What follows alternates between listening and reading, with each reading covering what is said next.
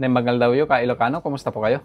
So, i-update kayo lang sa ating mga lagang lovebird ka Ilocano. Ito po yung back-to-back na Lutino Opaline natin. No? So, yun nga, gaya ng sabi ko dati ka Ilocano, mitlog na naman siya. Yung hen natin. Yan o. Kaso, talagang hindi marunong ka Ilocano. Tignan nyo naman kung anong ginawa niya sa itlog niya o pinagkakalat-kalat niya. Talagang hindi sila marunong maglimlim. Lalong-lalo na yung hen natin. So, ang gagawin natin yan, Ilocano, kukunin na natin yung itlog. Ilalagay na lang natin kay Brona. Total, umitlog naman si Brona. Kahit na walang kapares, Ilocano, para ito na lang yung limliman niya. Baka sakaling fertile tong mga to. Kukunin na natin tong itlog nila, Ilocano, para iposter na lang natin kay Brona. Sayang eh. Baka sakaling fertile to. Tignan natin lahat, Ilocano, kung ilan yung itlog niya. Sayang kay Ilocano. Talagang hindi marunong yung hen natin. Kunin ko na lang kay Ilocano. Lalagay ko na lang kay Brona. Yan o, 3. Sayang.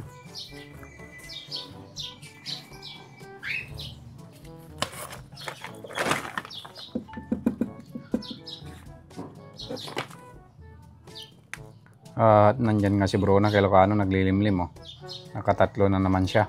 So talagang walang sumasama sa kanya kay Ilocano, nakak natin na kakatil. So lalagay na lang natin yung itlog nila nung back-to-back Lutino Opaline natin dito para limliman niya. So lalagay na natin tong itlog kay Ilocano. Yan, palabasin muna natin para hindi niya makita ang may nilagay tayong itlog.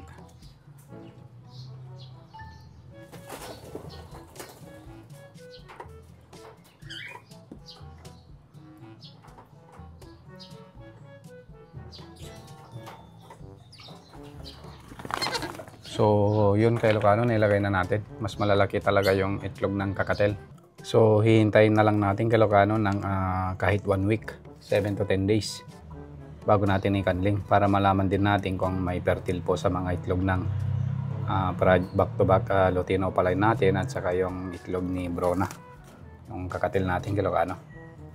So, wala si Brona ngayon kay Ilocano, nandun sa labas o nandun nagpapahinga siya.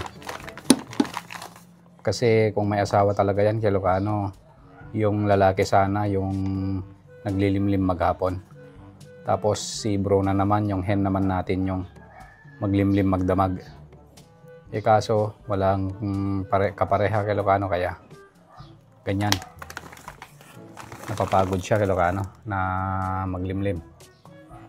At sana matapos na yung 1 week kay Ilocano para ngayon nga ma-check na natin para pagka walang fertile dyan tanggalin na lang natin yung mga itlog ni Brona. So kung nakarating na po kayo dito kay Ilocano, maraming salamat sa panonood. Ingat po tayong lahat ka Ilocano.